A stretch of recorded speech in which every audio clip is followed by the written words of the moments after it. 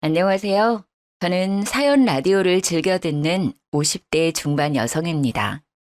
저마다 사연 하나 품고 있는 게 인생이라지만요. 라디오를 듣다 보면 세상에는 어찌나 지독한 사연이 일이 많은지 모르겠습니다.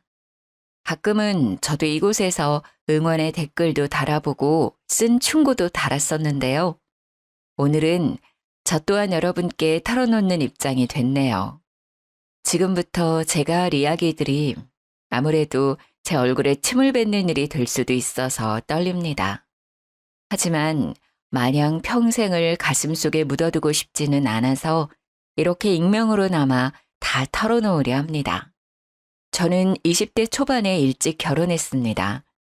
이상하게 노력해도 임신은 쉽게 안 되더라고요. 그러다 20대 후반에 자연 임신해서 아들을 출산했습니다. 저 닮은 딸을 낳아서 친구처럼 지내는 게 제 작은 소망이었는데요. 아들이라 아주 조금은 아쉬웠지만 어렵게 된 임신이니만큼 진심으로 하늘에 감사했습니다. 더군다나 새 생명은 하나가 아닌 둘로 제게 찾아왔더라고요. 네, 맞습니다. 저는 쌍둥이를 낳았어요. 5분 차이로 태어난 쌍둥이는 둘 다 아들이었습니다. 그래서 아들 여럿 키우는 엄마들 지금도 너무 존경합니다. 몇 년생이면 모르겠는데 저는 아예 동시에 둘을 키우려니 더 힘에 부치더라고요. 그때는 내가 아직 30대가 아닌 것만으로도 참 다행이라 생각했습니다. 아들만 둘이니 키울 때 체력이 엄청 소모되더라고요. 먹는 것도 어찌나 잘 먹는지 쑥쑥 크는 아이들을 위해 맞벌이는 저희 부부에게 필수 사항이었습니다. 일과 육아를 동시에 하는 게 정말 만만치 않았지만 착하고 성실한 남편 덕분에 그나마 좋은 환경에서 아이들을 잘 키울 수 있었습니다. 고생 많이 한 남편은 쌍둥이 대학까지 졸업시키고 그만 사고로 운명했습니다. 그 당시 남편의 죽음은 제게 너무나 큰 충격이었고 매일 눈 뜨는 게 얼마나 우울했는지 몰라요. 하지만 애아빠 대신 저라도 세상에 남아서 애들 일생을 지켜봐야 한다는 사명감이 생기더군요. 그 마음 하나로 우울을 극복하려고 노력 많이 했습니다. 일부러 신나는 에어로빅도 다녀보고 모임도 안 나가던 제가 꼬박꼬박 모임도 참석했죠. 별짓 다 해봐도 남편의 부재는 여전히 힘들었지만 다행히 시간이 좀 흐르자 고통도 조금씩 무뎌지더군요. 제가 예전처럼 일상생활을 하니 아들들은 제가 정말 다 괜찮은 줄 알았나 봐요. 쌍둥이 중 첫째인 성혁이가 먼저 제게 조심스럽게 말하더군요. 엄마, 이제 아빠는 있고 새 출발하시는 건 어때요? 뭐? 아니 100세 시대라는 이 세상 어떻게 엄마 혼자 지내요? 엄마 옆에 있어줄 다른 인연 슬슬 찾아봐야죠. 그런 건 내가 알아서 하마. 성혁이 너 아빠 떠난 지 겨우 1년 지났다. 이런 대화 엄마는 불편하구나. 엄마, 형 말이 맞잖아. 왜 그렇게 화를 내? 회피만 하지 말고. 아님 우리가 좋은 아저씨 알아볼게. 그러니까 엄마는 만나보기만 해. 성우 너까지 왜 그래? 엄마 이제 회복했다. 아빠 떠난 뒤로 숨 쉬는 게 어려웠는데 이제 겨우 숨 쉬는 게 어렵지 않아졌어. 그런데 뭐? 아빠는 있고 새 출발하라고? 날 걱정하는 마음은 충분히 알겠다. 하지만 그건 날 위해서 하는 말이 아니야. 아무리 요즘 세상이 바뀌었다지만요. 가족에게 헌신했던 아빠가 떠난 지 1년 조금 지났는데 아무렇지 않은 얼굴로 제게 누굴 소개시켜준다는 첫째와 둘째의 행동이 저는 전혀 이해되지 않았습니다. 제가 불같이 화를 내자 첫째와 둘째는 더 이상 그런 말을 꺼내지 않았습니다. 하지만 얼마 안가 쌍둥이는 기어이 제게 소개시켜줄 후보들을 골라왔더군요. 세상 다정했던 남편과는 달리 저는 아이들을 비교적 엄하게 키웠거든요. 그래서 아직도 애들은 저를 무서워하기는 했어요. 첫째는 제 눈치를 보다 머뭇거리기만 했고 대신 당돌한 저의 둘째가 은근슬쩍 말하더군요. 엄마, 지금은 누구 만나기 싫다고 하셨지만 마음은 또 그게 아닐 것 같아서. 그래서 형이랑 내가 진짜 신중히 골랐어. 돈 많은 아저씨들이라 이제 엄마 노후는 걱정 없어. 뭐? 이것들이 정말 엄마 말 뜻을 못 알아들은 거야? 엄마, 화만 내지 마시고 한번 사진이라도 보세요. 정말 괜찮으신 분들이에요. 물론 아버지보다는 아니지만요. 첫째는 눈물까지 보이며 저를 설득하려 하더군요. 한성혁, 한성우. 엄마는 지금 누굴 만나고 싶지 않아. 그러니까 그 얘기는 이제 그만해라. 아씨, 형이랑 난 엄마 생각해서 알아왔는데 엄마는 왜 계속 화만 내셔? 뭐? 아씨? 둘째 너 그게 무슨 말버릇이야? 네가 5살 애야? 엄마, 형이랑 나 이제 다 컸어. 근데 아직도 우리가 엄마한테 혼나야 해? 다 컸다는 놈이 늙은 애미한테 아씨? 너 좀 있으면 엄마한테 욕짓거리도 하겠다. 아니, 엄마 감정적으로만 생각하지 말고요. 돈 많고 착한 아저씨들 골라왔는데 왜 싫대? 엄마 더 늙으시면 그만큼 만날 기회도 줄어들어. 만남도 때가 있는 건데 왜 미루냐고. 이렇게 자식들 속썩이는 모습 우리 아버지가 하늘에서 좋아하시겠어? 아들들 이렇게 고생시키는데? 야, 한성우. 아무리 그래도 너 엄마한테 무슨 말버릇이야? 엄마, 죄송해요. 성우는 제가 따로 다시 혼낼게요. 내 말 맞잖아. 형이 엄마한테 제대로 말 못하니까 내가 대신 말하는 건데 뭘 날 혼내겠대? 솔직히 요즘 세상에 아들이 엄마 모신다 하면 결혼해줄 여자가 몇이나 되겠어. 엄마는 엄마 인생 빨리 찾고 우리는 우리 인생 찾아야지. 한성혁, 한성우. 가만 보니 너네 지금 엄마가 걱정되는 게 아니라 내가 노후를 너네한테 떠넘길까 봐 그게 걱정인 거지? 그게 아니라요, 엄마. 둘째가 속상한 마음에 말이 밉게 나왔나 봐요. 저흰 진짜 엄마가 걱정돼서. 형, 착한 척 좀 제발 그만해라. 엄마 모아둔 돈 있어? 많아? 우리 둘 키우느라 남는 돈도 없을 거 아니야. 우리 둘 아직 결혼도 안 했는데 결혼 자금은 어떡해? 결혼식에 아빠 안 계실 것도 짜증나는데 돈도 없잖아. 지금 엄마가 좋은 사람 만나서 재혼이라도 하면 그땐 우린 이런 걱정 안 해도 되는 거잖아. 아, 성혁이 너도 성우랑 같은 생각이냐? 네, 그 부분은 어느 정도 같은 생각이에요. 성우가 저렇게 말 표현이 거칠어서 그렇지 맥락은 홀로 남은 어머니가 너무 걱정된다는 거예요. 언제까지나 저희가 옆에 있어드릴 수는 없으니까요. 어머니도 이제 아버지 돌아가셨으니까 스스로 경제적 독립을 하셔야 하잖아요. 저희는 재혼이 가장 좋은 방법이라 생각했어요. 엄마도 이제 일하시기에는 너무 늙으셨잖아요. 첫째와 둘째는 제 가슴을 갈기갈기 찢더라고요. 제가 혹시라도 늙어서 자기들한테 짐이 될까봐 걱정되는 듯 보였습니다. 애들은 남편과 제가 젊은 시절부터 따로 모아놓은 노후 자금에 대해 몰랐으니까요. 결혼 비용까지 말 나오는 거 보니 저는 처음부터 노후 자금에 대해 말 안 하길 잘했다 생각했어요. 내 아들들이지만 처음 보는 이기적인 모습들에 소름이 돋더라고요.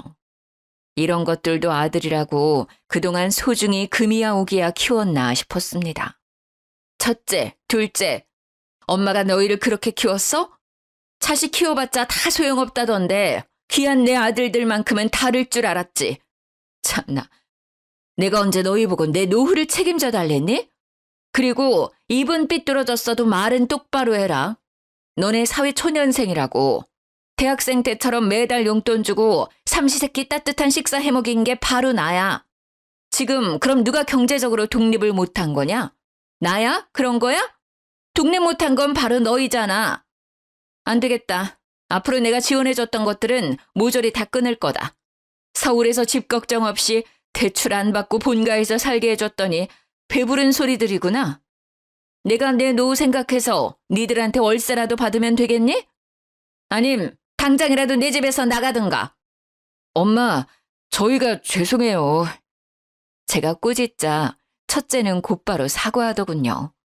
눈빛만 봐도 자신의 행동에 대한 후회가 느껴졌어요.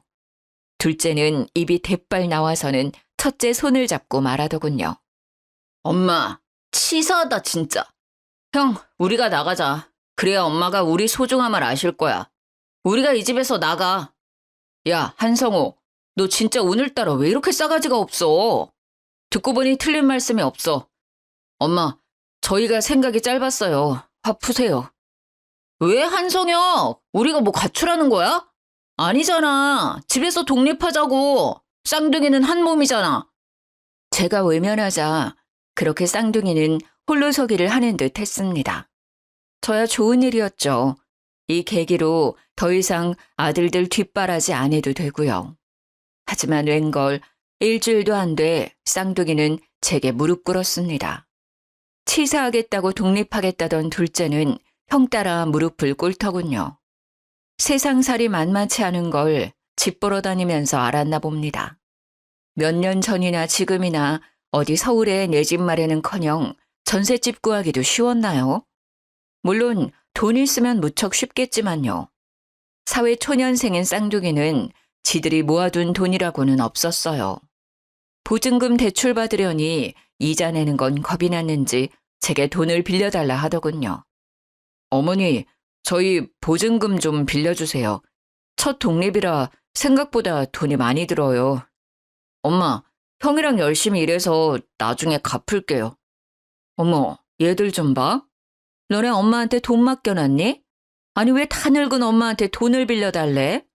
언제는 엄마 돈 없고 노후 준비 안 돼 있다고 돈 많은 남자 잡아서 새 출발하라며. 너네야말로 하루빨리 돈 많고 착한 신부감 찾아라. 난 너네한테 돈 빌려줄 생각 추호도 없으니까. 엄마가 너네 맞선 자리 알아보면 되는 거지? 돈 많은 처자들로 말이다. 어머니, 왜 그러세요? 엄마, 치사하게 진짜 왜 이래? 그리고 너 둘째, 언제까지 엄마한테 말버릇 그따위로 할 거야? 똑바로 하지 못해? 앞으로 네 형처럼 존댓말 쓰고 말본새 똑바로 고쳐. 이 자식이 어디서 아버지 돌아가시자마자 엄마 앞에서 건들거려? 알았어요. 제가 잘못했어요.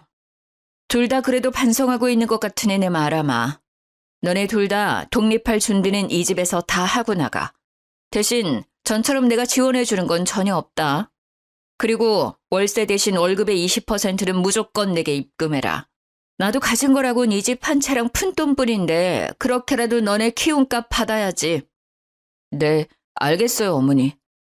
와, 진짜 우리 엄마지만 진짜 독하고 치사하다. 그렇게 아껴서 참 오래 살겠어요. 알겠다는 첫째와 달리 둘째는 또 난리를 부리더군요. 저는 무시했어요. 같은 쌍둥이인데 그렇게 다를까 싶었어요. 둘째에게 저는 돈 안 낼 거면 썩 나가라고 했죠. 저는 이미 화딱지나고 속에 천불이 나서 당장 내쫓고 싶었지만요. 그럼 또 삐뚤어지고 나중에 어느 댁 아가씨 삶 고단하게 만들까 봐 아들 교육은 마지막까지 시켜야겠더라고요. 월급의 20%는 결혼 전까지 매달 입금받기로 한 것도 나중에 각자 월급 모아서 결혼할 때 조금이라도 보태서 돌려주려고 생각했습니다. 얼마가 모일지 모르겠지만 1억씩은 맞춰서 줄 생각이었어요. 그때까지 인성 제대로 형성 안 되어 있음 당연히 국물도 없다고 생각했습니다. 아무리 내가 배 아파 낳은 자식이라 해도요. 그렇게 또 시간이 흐르고 흘러 저는 굳이 소개를 받지 않고도 자연스럽게 절친이 생기더군요. 앞으로 살아갈 인생의 동반자를 만났죠. 물론 앞으로도 계속 하늘에 있는 남편에게 잊지 않고 고마운 마음으로 살아가겠지만요. 늙은 저도 친구 한 명쯤은 정말 필요했나 봐요. 20대에 불타오르는 사랑까진 아니지만 힘들 때 고민을 나눌 수 있는 우정 같은 사랑이었습니다. 앞으로 함께하고 싶은 사람이 생겼다고 주책이지만 쌍둥이에게 제일 먼저 말하고 싶더라고요. 엄마, 요즘 만나는 사람 있어. 취향도 비슷하고 입맛도 똑 닮았어. 앞으로 같이 놀면서 싸울 일은 없겠더라. 이제 엄마도 친구랑 사랑하면서 지내려고. 그러니 너네도 엄마 걱정 이제 하지 마. 엄마 씩씩하게 이 세상 잘 살다가 또 저 세상 가서 아빠 만나서 놀아야지. 용기 내 말했더니 둘째는 엄마 나이에 무슨 사랑이냐며 펄쩍 뛰었습니다. 엄마, 아무나 만나시다 큰 코 다쳐요. 엄마 나이에 무슨 사랑이야? 아무나라니 내가 나이가 몇인데 아무나 만나겠니?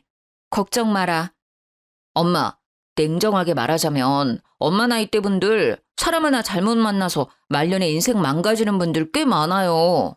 외로운 사람들 등쳐먹는 사람들이 세상에 얼마나 많은데요. 그치 형? 뭐라고 말 좀 해봐. 아, 어머니 일단 축하드려요. 걱정이 한시름 놓이다가도 또 한편으로는 걱정이 되기는 하네요. 어디서 만나셨어요? 좋으신 분 맞죠? 그래도 엄마께서 좋으신 분 만나셨다니까 아들로서 진짜 응원할게요. 그런데 저희도 조만간 그분 만나뵐 수 있는 거죠? 어, 고맙다 성혁아. 내가 조만간 자리 한번 마련하마. 아니 형, 성급하게 뭘 축하한다는 거야. 너 어머니 앞에서 좀 차분하게 말할 수 없어? 넌 애가 왜 자꾸 징징거려? 엄마가 알아서 잘 만나셨겠지. 난 형이랑 달라. 내 마음 숨기고 가식적으로 바로 축하 못한다고. 게다가 엄마, 언제는 아빠 돌아가셨다고 우울하시다면서요. 그래서 저희가 소개해드린다 했을 때도 남자 소개 안 받는다면서요. 그런데 뒤에서는 알아서 남자 잘만 만나고 다니셨네요. 도대체 언제부터 만나신 거예요? 그때 형이랑 나한테 남자 소개 안 받겠다고 화낸 거 설마 그 남자 만나고 있어서 그러셨어요? 어쩐지 비아냥거리는 둘째를 보는데 너무 화가 나서 저는 둘째 성호의 뺨을 올려붙였습니다. 제 행동에 첫째는 놀라서 벙쪘고 맞은 둘째는 또 억울하다더군요. 엄마, 진짜 너무해요. 나보다 그 사람이 중요해요? 뭐 하는 사람인데요? 아들이 흥 좀 봤다고 어떻게 이러세요? 아휴, 이 금쪽이를 어찌할꼬. 저는 곧바로 아들 뺨을 올려붙인 건 좀 심한 일이었나 살짝 후회가 됐어요. 동반자에게 상담하니 그럴 수도 있다고 얼른 식사 자리 마련하자고 하더군요. 본인 같아도 세상에 홀로 남은 어머니 어떤 이상한 아저씨 만날까봐 겁도 날 것 같다고요. 곧바로 저는 쌍둥이와 함께하는 저녁 자리를 만들었습니다. 처음 뵙겠습니다. 저는 첫째 성혁이라고 합니다. 반가워요, 성혁군. 아니, 실물로 보니 더 잘생겼는걸요. 엄마가 보여주는 사진들 가끔 봤거든요. 그럼 옆에는 둘째? 네, 한성우, 너 인사 안 드리고 뭐해? 아, 안녕하세요. 띠꺼운 얼굴로 둘째는 건성으로 인사하더군요. 그때부터 저는 머리가 지끈거리기 시작했습니다. 반가워요. 동생도 형처럼 인물이 훤칠하네요. 엄마가 많이 든든하시겠어요. 이렇게 멋진 쌍둥이가 곁에 있어서요. 그럼 우리 앉아서 식사부터 할까요? 나이가 드니 제때 밥 안 먹으면 손이 떨려서 요원. 그건 나도 마찬가지예요. 배고프니 얼른 앉자 얘들아. 아저씨, 혹시 앓고 있는 쥐병 같은 거 따로 있으세요? 나름 화기애애했던 분위기를 깨는 건 둘째의 목소리였습니다. 쥐병이라뇨? 당뇨나 고혈압 같은 거요. 그다지 건강해 보이지는 않으세요. 눈밑도 퀭하시고 안색도 맑지는 않으시네요. 저희 엄마는 나이답지 않으시게 엄청 얼굴이 환하시잖아요. 내 안색이 그렇게 안 좋아요? 걱정 마요. 당뇨나 고혈압은 없어요. 그럼 저희 엄마처럼 사별하신 건가요? 아님 이혼하신 건가요? 이혼하셨다면 무슨 이유로 하신 건지. 한성우, 너 지금 첫 만남부터 무리하게 무슨 행동이니? 만난 지 몇 분이나 흘렀다고. 엄마, 저희도 알 건 알아야죠. 아, 너 정말 구제불능이구나. 식사 자리에서 더군다나 초면에 네가 지금 무슨 행동을 하고 있는지 인지가 안 되는 거니? 나 괜찮아요. 일단 우리 식사 마저 합시다. 이분들에게 내 정보는 내가 문자로라도 다 보내줄게요. 기분 좋게 만났는데 우리 서로 기분 상하지 말아요. 첫 만남 분위기 얼룩지는 거 나 싫어요. 그럼 이건 여쭤봐도 되죠? 하시는 일은 뭔가요? 연봉은요? 야, 한성호, 너 따라 나와. 죄송합니다. 두 분 식사하고 계세요. 잠깐 나갔다 오겠습니다. 식탁을 박차고 일어난 건 동반자도 저도 아니라 첫째 아들이었습니다. 첫째는 둘째를 끌고 식당 룸을 벗어나더군요. 동반자의 얼굴은 처음보다 훨씬 수척해지고 어두워졌죠. 그러면서도 말없이 제 손을 꼭 붙잡더라고요. 결국 첫 만남 식사 자리는 엉망진창으로 끝났어요. 저는 집으로 돌아오자마자 둘째를 다그쳤습니다. 너 엄마가 식사 예절 그렇게 가르쳤어? 얼굴 보고 밥 먹는 거 그거 결국 서로 정복해내려고 만드는 자리잖아요. 솔직히 달갑지 않은 사람이랑 그렇게 밥 먹는 것도 싫은데 얼른 물어볼 거 물어보고 끝내려 했죠. 뭐? 그렇잖아요. 생긴 거 보니까 언제 엄마 등쳐먹을지도 모르는 사람일지도 모르겠던데. 난 단자 엄마가 걱정되니까 걱정 마라. 그 사람 내 등쳐먹을 걱정 없는 고위직 공무원이다. 만난 건 탁구 모임에서 만났고. 아니 성호야, 넌 엄마가 진짜 걱정되면 말이다. 네 형처럼 젠틀하게 물어봐야 하는 거다. 어떻게 눈을 치켜뜨고 그렇게 건방지게 구니? 넌 아직도 정신을 못 차렸어. 뭐 일단 돈 많은 분이라니 안심은 되네요. 넉넉한 형편이면 당연히 아들의 놀이도 잘 챙겨주시겠죠? 그까지 말을 어쩜 그렇게 이기적이게 하냐? 전 이기적인 게 아니라 지극히 현실적인 거예요. 저 올해 안에 여자친구랑 결혼해야 된단 말이에요. 여자친구 집에서는 결혼 문제를 엄청 쪼아대지 우리 집은 능력 없지. 제가 그동안 얼마나 힘들었는 줄 아세요? 엄마 이제 돈 많은 남자친구 생겼으니까 저 집 사는데 돈 좀 보태주세요. 너 뭐라고 했냐 지금? 이제 월급 20%도 안 들여도 되는 거죠? 그리고 엄마는 이제 살 날도 얼마 안 남으셨잖아요. 여기보다 조금 작은 곳으로 이사하세요. 아님 그분이랑 합치셔도 되고요. 우리 집에서 아빠 돌아가시고 남은 거라곤 이 넓은 집뿐이잖아요. 집 팔아서 저 가정 꾸리는데 좀 보태주세요. 조금 남으면 형도 나중에 결혼하실 때 도와주시고요. 엄마가 그렇게 해주셔야 나중에 늙어서도 아들들 효도받고 사세요. 하나도 아니고 엄마는 둘이잖아요. 얼마나 복 받으신 건지 엄마는 진짜 몰라요. 뭐가 어쩌고 저째?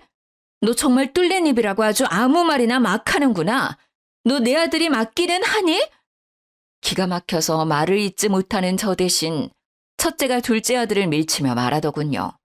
야, 한성호, 너 그게 다 무슨 말이야? 진심으로 하는 말들이야? 네가 어떻게 엄마한테 그따위로 말할 수 있어? 엄마가 왜 이 집을 팔아? 엄마 아빠가 평생 고생하셔서 마련한 집이야. 감히 네가 엄마 집을 왜 넘봐? 형은 결혼할 사람이나 구하고 나한테 뭐라 해. 나처럼 얼른 짝 찾는 것도 효도라고. 혹시 엄마가 이 집 판 돈 모조리 나 주실까 봐 겁나는 거야? 뭐? 이 자식이 근데 왜? 치게?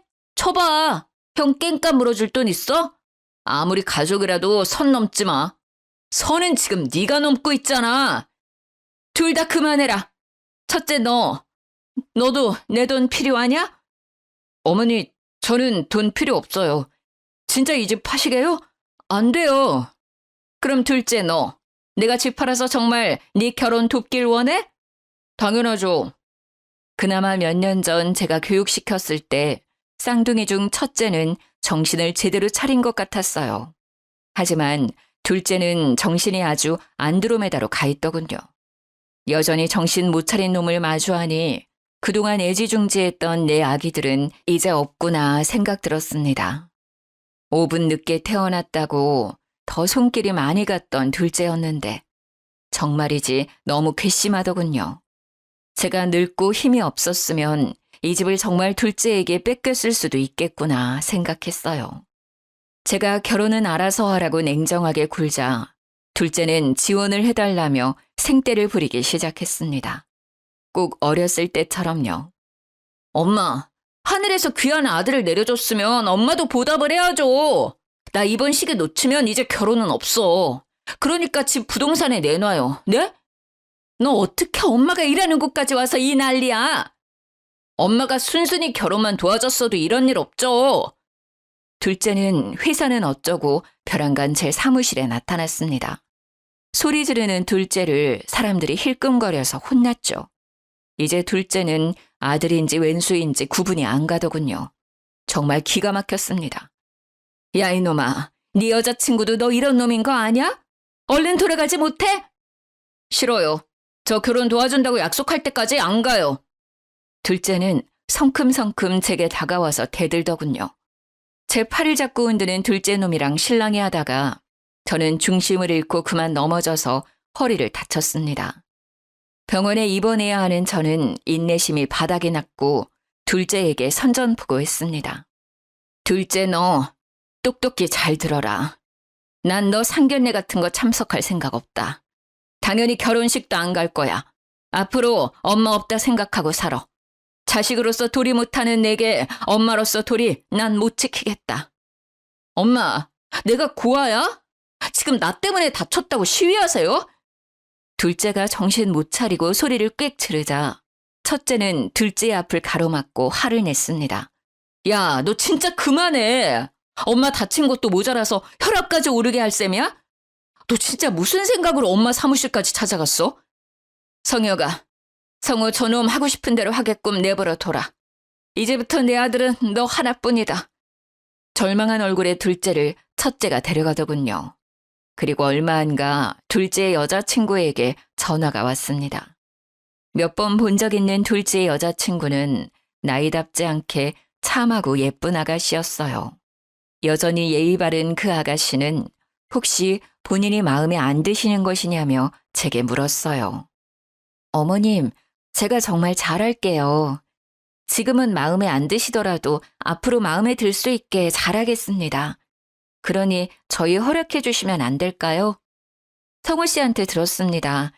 어머님께서 제가 마음에 안 들어서 상견례랑 결혼식은 따로 오시지 않을 거라고요. 하지만 전 양가 모두의 축복을 받으면서 결혼하고 싶거든요. 제가 어떻게 하면 될까요, 어머님? 성우 그놈이 그렇게 말했어요? 결혼식에 안 가겠다고 한 건 아가씨 잘못 따위 전혀 없어요. 그저 못난 아들과 못난 어미의 사정입니다. 그리고 물을 게 있어요. 진짜 내 아들 사랑해요? 네? 정말 이 사랑 없이 못 살겠어요? 그럼 결혼하고 아니라면 말아요. 그게 무슨 말씀이신지. 결혼 시기가 되니까 조급해져서 사귀던 남자친구랑 결혼하는 건지 스스로에게 다시 물어봐요. 성우 아니면 정말 안 되는 건지 다시 생각해 보라고요. 아무리 아들이 못난 놈이라지만 내 아들 앞길까지는 맞고 싶지 않았습니다. 제가 뭐라고요. 하지만 남의 집 귀한 딸 앞길 또한 저는 맞고 싶지 않더라고요. 아들이 지금 지 어미한테 하는 꼴만 봐도 마누라 고생시킬 게 뻔했거든요. 둘째 여자친구는 마지막까지 둘째를 정말 사랑한다고 제게 말했습니다.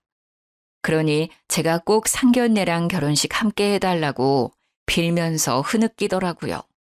어머님, 제가 어디가 그렇게 마음에 안 드세요? 아가씨가 마음에 안 드는 게 아니야. 그럼 일단 내일 내가 입원한 병원으로 와요. 입원을 하셨어요? 지금 병원이셨던 거예요? 네, 그렇게 됐네요. 병원 문자로 보내놓을 테니까 내일 꼭 들러요. 저는 우선 그 아가씨에게 병원에 찾아오라고 말했습니다. 얼굴을 보고 이야기하고 싶었거든요. 다음 날 병원에서 떨리는 마음으로 저는 둘째의 여자친구를 기다렸습니다. 그런데 기다리던 사람보다 먼저 둘째 놈이 병원에 왔더라고요. 네가 여기가 어디라고 왔냐? 내가 못 올 때라도 왔어요? 엄마 병문안 온 거잖아. 누구 때문에 다쳤냐 내가? 아이씨, 병실에서 소란 부려도 괜찮아요 엄마? 지금 나 협박하냐? 이 못난 놈. 병실 사람들은 수근거리며 둘째와 저를 쳐다봤습니다. 뭘 봐요? 이런 모자지간 처음 봐요? 그만하지 못해? 병실 사람들에게 아들이라면서 개진상 부리는 모습에 저는 혀를 끌끌 찼어요. 그리고 문 밖에서 그 모습을 봤는지 충격받은 둘째의 여자친구가 서 있었습니다. 계획한 건 아니었지만 그 아가씨는 제가 둘째 때문에 다쳤다고 말하는 옆 환자들 말소리도 들은 것 같았어요. 엄마가 처음부터 순순히 제 결혼 지원해줬으면 됐잖아요. 왜 일을 이렇게 피곤하게 만들어요? 엄마 이제 이빨 빠진 호랑이라서 저 하나도 안 무서워요. 오히려 엄마가 이제 아들들 눈치 보면서 살아야 하지 않아요? TV 보면 학대당하는 부모들 많잖아요. 다 이유가 있는 거였어요. 내가 겪어보니 알겠다고요. 그러니까 이런 꼴 나기 싫었음. 진작 돈 달라고 할 때 줬으면 좋잖아요. 내가 남이에요? 소름 끼치는 말을 아무렇지 않게 하는 둘째를 보고 둘째 여자친구는 병실 안으로 뛰쳐들어오더군요. 너 어떻게 어머님한테 그런 식으로 말하니? 자기야, 엄마가 쟤 여기까지 불렀어요? 정말 실망이다. 가끔 너 이기적인 행동에도 나도 모르게 눈 감았어. 사랑했으니까. 근데 이건 이기적인 걸 떠나서 정말 못된 거잖아. 자기 부모 섬길 줄 모르는 사람이랑 내가 뭘 믿고 가정을 꾸려? 나 너랑 절대 결혼 못해. 우리 헤어져. 아들은 엄마가 여자친구 여기까지 불렀냐고 제게 따지고 그런 둘째의 여친은 제 아들 뺨을 날리며 헤어지자 하더군요. 너 잘 생각해. 갑자기 헤어지자니 뭔 소리야. 어떻게 힘들게 키워주신 어머님께 이런 식으로 굴어. 상상도 못했다. 나한테는 효자 코스프레 하더니 너 겨우 이런 놈이었어? 어머님, 기회 주셔서 감사합니다. 정말 고맙습니다. 저 이만 가보겠습니다. 여기 과일 두고 가겠습니다. 나중에 병실 분들이랑 나눠 드세요. 제게 고맙다고 연신 인사하다 그 아가씨는 사라지더군요. 둘째 놈은 제게 눈을 부라리곤 불이 나게 그 아가씨를 따라 나갔어요. 병실 사람들은 친아들 맞냐며 제게 물었어요. 저는 씁쓸한 얼굴로 말했죠. 아니요, 이제 저놈 제 아들 아니네요.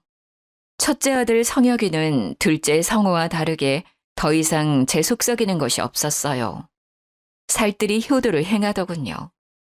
시키지도 않았는데 병원에 매일 출석하며 몸이 불편한 저를 도와줬어요. 병실에서 다 나눠 드시라고 제가 딸기도 제일 맛있는 걸로 사왔어요. 집에서 다 세척해서 왔으니까 다들 드셔보세요. 비타민 잘 보충해야 빨리 몸도 잘 낫는 거래요. 아니, 아들이 어제랑 딴판이네요. 아들이 혹시 이중인격이에요? 아파요? 속삭이는 옆 침대 아줌마의 말에 저는 빵 터지고 말았습니다. 여러분, 얘는 제 아들 첫째 성혁이고요. 어제 난동 부린 놈은 둘째 성호니까 너무 놀라지들 마세요. 어머, 쌍둥이였어요? 그것도 모르고 참 나는 이중인격인 줄 알았네. 소름이 돋았어. 내가 병실 사람들 덕에 웃는다, 성혁아. 저는 웃고 있는데 첫째는 또 심각한 얼굴을 하더군요. 어제 성우가 여기서 난동 피웠어요? 그 자식 진짜 왜 이렇게 엇나가는지 모르겠어요. 사춘기 때도 지났고 엇나가는 게 아니라 원래 그런 인성인 거지. 기대하지 않기로 했어. 사람 쉽게 안 바뀐다. 어차피 그럴 놈이었던 거야. 아니, 어쩜 이런 말하기 미안하지만 얼굴은 똑같이 생겨서 두 아들이 이렇게 심성이 다를까요? 그렇죠? 얘는 정말 착해요. 그나마 한 명이라도 정상이라 제가 마음이 든든하네요. 비록 둘째는 은혜도 모르는 망난이었지만 첫째라도 바르게 키웠다면 그것만으로도 훗날 남편 볼 면목 생기겠다 안도했습니다. 저는 이제 할 만큼 했다고 생각했죠. 퇴원하자마자 저는 첫째와 둘째를 불러 모았습니다. 지 결혼 망쳤다고 그 후로 병문안도 한 번 안 온 둘째는 저를 본체만차 하더군요. 효심 가득한 첫째는 제가 몸이 계속 불편한지 살폈어요. 집안일도 알아서 척척 다 해놨더라고요. 다름이 아니라 너네 그동안 나한테 20%씩 줬던 돈 모은 통장이다. 액수 잘 보이냐? 이 돈을 지금 줄까 아니면 나중에 줄까? 그것도 아니면 너네 키운다고 고생한 이 엄마가 가질까? 너네 생각을 말해보렴. 뭘 엄마가 가져요. 아들 결혼이나 망친 주제에. 내놔요. 한 푼도 빠짐없이. 난 엄마가 꿀꺽하려고 할 줄 알았어요. 그래놓고 양심에 찔려서 지금 고백하는 거예요? 둘째는 또 제 가슴을 찌르는 말들을 아무렇지 않게 내뱉더군요. 첫째는 역시나 저 가지라고, 그것도 모자라다고 앞으로 살면서 갚는다 말하더군요. 말 한마디에 천냥빛 갚는 착한 첫째였습니다. 너네 뜻 잘 알겠다. 내가 곧바로 이체해주마. 에이, 고작 2천만 원밖에 안 되네. 계산해 볼 거예요. 이거 똑바로 맞게 보낸 거 맞아요? 엄마, 저는 잘못 입금된 것 같아요. 뭐 형 돈 엄마가 떼먹었어? 잠시만 폰 줘봐. 일십, 백, 천만, 십만, 백만, 뭐야? 2억이나 잘못 입금했다고? 엄마, 이 큰 돈이 있었어요? 집 팔지 않아도 돈 있었으면서 그렇게 내 결혼에 한 푼도 쓰기 싫다고 버티신 거야? 대단하다 우리 엄마 진짜. 친엄마 맞아요? 저는 착한 아들 첫째에게는 그동안 제게 줬던 월급의 일부분 2천과 제 돈 1억 8천만 원을 더해서 총 2억을 입금했습니다. 둘째에게는 본인 돈 2천만 원 모은 것만 딱 입금했죠. 맞게 입금한 거다. 첫째는 2억, 둘째는 2천. 그니까 왜 형은 2억이고 난 2천이냐고. 그 돈은 부모 섬길 줄 아는 첫째에게 주는 내 선물이다. 나중에 결혼 자금으로 쓰던 아님 네 노후 자금으로 쓰던 네 마음대로 써라. 그리고 둘째 너. 네가 도대체 어디까지 어긋날지는 모르겠지만 인생은 부메랑이다. 네가 하는 짓 다 너한테 돌아오는 거야. 그러니까 앞으로라도 착하게 살아라. 원래 각자 1억씩 주려고 했다. 네 목도 분명히 있었지만 네가 챙기지 못한 거야. 이번 일로 네 스스로를 뒤돌아봐라. 이빨 빠진 호랑이니까 돈으로라도 혼쭐 내줘야지. 성혁아, 엄마는 이제 동반자랑 평생 함께 할 거야. 연금보험도 나오고 내가 모아둔 돈이 있으니 걱정 말아라. 절대 성우한테 돈 빌려주거나 지원해주지 말고 통장 잘 간수해라. 엄마, 감사합니다. 저 2억 함부로 쓰지 않을게요. 그래. 그리고 둘 다 이번 주 내로 이 집에서 나가. 이제 내 울타리는 없다. 20몇씩이나 먹었음 이제 독립할 때 됐지. 난 가르칠 만큼 가르쳤고 배우지 못한 건 니네가 직접 세상에 뛰어들어가서 배워. 어떻게 이래요? 같은 쌍둥이인데 어떻게 대접을 이따위로 다르게 하냐고. 저는 제게 또 한 번 달려드는 둘째에게 청소기를 들고 휘둘렀어요. 너 이 자식 매번 물리적으로 대들려고 해? 아직도 정신 못 차렸지? 같은 쌍둥이? 네가 정말 네 형이랑 똑같다고 생각하니? 파렴치하게 엄마 재산이나 노리고 엄마 노후 따위는 전혀 고려하지 않고 집을 팔라 하질 않나. 너 지금은 결혼이 파토났지? 인생이 파토나기 싫으면 똑바로 살아라. 네 보호자는 이제 이 세상에 없으니까. 엄마, 잘못했어요. 둘째는 제가 눈이 뒤집어져서 큰 소리 치자 그제야 잘못했다며 입을 다물더군요. 엄마, 제가 잘못했어요. 아빠 돌아가시고 나 잠깐 방황한 거예요. 그러니까 원래대로 돈 주시면 안 돼요? 그리고 여자친구한테도 그런 거 아니라고 다 오해라고 해주시면 안 돼요? 엄마 말이면 걔 돌아올 것 같단 말이에요. 한 번만 저 살려주세요. 아휴, 내가 정말 무슨 죄를 지었길래. 너 둘째 일어나라. 가증스러운 눈물 거두고. 엄마! 소리 지르지 마 이거사. 네가 툭하면 엄마 해댈 때마다 내 심장이 저 밑바닥까지 내려앉는다. 뭐? 원래대로 돈을 달라고? 그럼 넌 나한테 뭘 해줄 거냐? 제가 뭐 가진 게 있다고 해드려요. 너 앞으로 월급 받는 거 50% 나한테 줄 테냐? 물론 내 노후 자금으로 쓸 거라서 오늘처럼 돌려주진 않을 거야. 그리고 결혼하면 네 부인이랑 나 모시고 살 수 있어? 엄마, 나 겨우 세금 떼면 300인데 엄마한테 절반 주면 전 뭐 먹고 살아요. 게다가 누가 엄마 모시고 살고 싶겠어요. 욕심이 너무 과하세요. 어떻게 보면 둘째는 순수 악처럼 본인을 좋게 포장도 못하는 걸 보니 한편으로는 딱하더라고요. 하지만 정 떨어지는 건 매한 가지였답니다. 그래? 그럼 입장 바꿔서 생각해보자. 내가 왜 다 큰 아들 놈, 그것도 불효자식한테 내 돈 주고 싶겠니? 그리고 그런 놈을 왜 엄한 남의 집 귀한 아가씨한테 보내고 싶겠어? 앞으로 네 인생 네가 만들어 살아 이놈아. 나한테 기대지 말고. 여자친구 일도 다 네가 자초한 거지. 내가 자초한 거냐? 사과도 네가 가서 똑바로 하면 너 그동안의 모습들 보고 그 아가씨가 판단하겠지. 끝까지 이러신다는 거죠? 부모 자식 영 끊고 살고 싶으신 거예요? 그것도 좋고 나야 뭐 손해보는 거 있겠니? 네가 엄청 손해겠구나. 엄마 진짜 저한테만 냉정하게 왜 이러세요? 어렸을 땐 나 더 예뻐하지 않으셨어요? 네? 이제 형만 있으면 된다 이거예요? 왜 이렇게 매정하시냐고요? 둘째 아들은 뭘 해도 제가 대쪽 같으니 땅바닥에 누워 눈물 콧물 다 흘리며 울부짖더군요. 한심해 죽는 줄 알았습니다. 어렸을 때 마트에서 하던 짓을 지금도 하고 있으니요.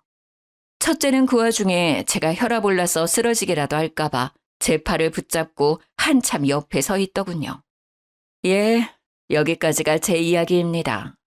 현재 못난 둘째는 얼굴 안 보고 살고 있습니다. 보면 스트레스로 속 뒤집힐까 봐요. 둘째는 여자친구도 못 붙잡았어요. 당연한 결과죠. 비단 그 하루만 보고 그 아가씨가 그랬을까요? 저는 아니라고 생각하네요. 그동안 그 아가씨에게도 이기적인 모습 충분히 보였을 겁니다. 그러다 지 엄마한테 하는 꼬라지를 보고 콩깍지가 벗겨져 분명 돌아섰을 거라 저는 생각해요. 둘째는 처음에 첫째도 미워하더군요. 그래봤자 지만 손해인데요. 지 피부치 평생을 함께한 쌍둥이니 엇나갔다가 금방 또 돌아왔습니다. 예전에는 둘이 서로 거울처럼 말투, 행동, 성격 다 비슷했는데 부디 그럴 수 있다면 지금도 첫째를 보고 둘째가 성격을 좀 고쳤으면 좋겠네요. 부모로서 역할은 다 했다고 생각합니다. 저는 이제 제 건강과 제 행복을 위주로 살 겁니다. 누군가 보고 좀 이기적이라고 손가락질 하더라도 말입니다. 착한 첫째 아들은 그 착한 심성답게 동생이라고 둘째 아들까지 챙기더라고요. 독립해서도 제게 꼬박꼬박 연락하는 첫째 아들은 둘째도 잘 지낸다고 제게 안부를 전했어요. 저도 내심 못난 아들이 더 엇나가면 어쩌나 걱정했는데 착한 아들이 못난 아들 옆에서 타박하면서도 챙기는 듯 했습니다. 지금 현재는 살던 집 처분하고 제 노후 자금으로 간직하고 있습니다. 동반자랑 혼인신고는 따로 안 할 거예요. 지금처럼 편하게 서로를 돌보며 살려고요. 저는 이제 일도 접고 쉬고 있습니다. 해외는 힘들어서 못 가도 가까운 국내 여행하며 살고 있어요. 가끔 하는 생각이 남편이 있었더라면 둘째 아들이 지금과는 좀 달랐을까요? 짐작도 안 가네요. 자기 재산 홀라당 자식들에게 넘기고 나중에 버림받는 부모의 모습을 미디어에서 많이 봤어요. 우리 몫은 우리가 챙기자고요. 자식 키우는 것만으로도 우리가 할 일은 다 한 게 아닐까요? 그럼 지금까지 제 사연 같이 들어주셔서 너무 감사합니다. 여러분, 복 받으실 거예요.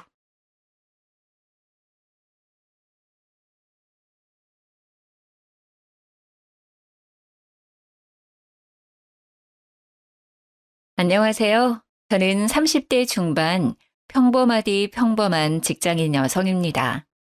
출퇴근길 운전하면서 유튜브 사연 들으면서 같이 욕하는 재미로 살고 있습니다. 저의 얘기를 보내면 많은 분들이 분노해 주시고 공감해 주지 않을까 싶어서 용기 내서 사연을 씁니다. 매번 사연을 들으면서 청취자의 입장으로 욕하기만 하다가 저의 얘기를 쓰려니 조금 떨리지만 천천히 써내려가 보도록 하겠습니다. 잘 들어주세요. 시작합니다. 저의 20대는 연애하면서 다 보냈다 싶을 정도로 나름 여러 명과의 연애를 하며 얻은 경험으로 남자 보는 눈이 점점 좋아지고 있다고 자부하고 지냈습니다.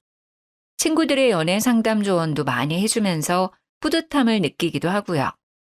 몇 명의 남자들을 만나고 나니 진득하게 오래 만날 남자를 만나고 싶었습니다. 30대에 접어들고 나니 가볍고 재미있는 연애가 아닌 내 평생을 오래 함께할 수 있는 사람을 만나기 위해 노력을 많이 했습니다. 동호회도 이곳저곳 나가고 들어오는 소개팅도 마다하지 않고 나갔습니다. 그래도 내 남자다 싶은 사람은 없더라고요. 20대에는 나름 화려하게 보냈는데 30대는 초반부터 외로움이구나 할 무렵 그 남자를 만나게 되었습니다.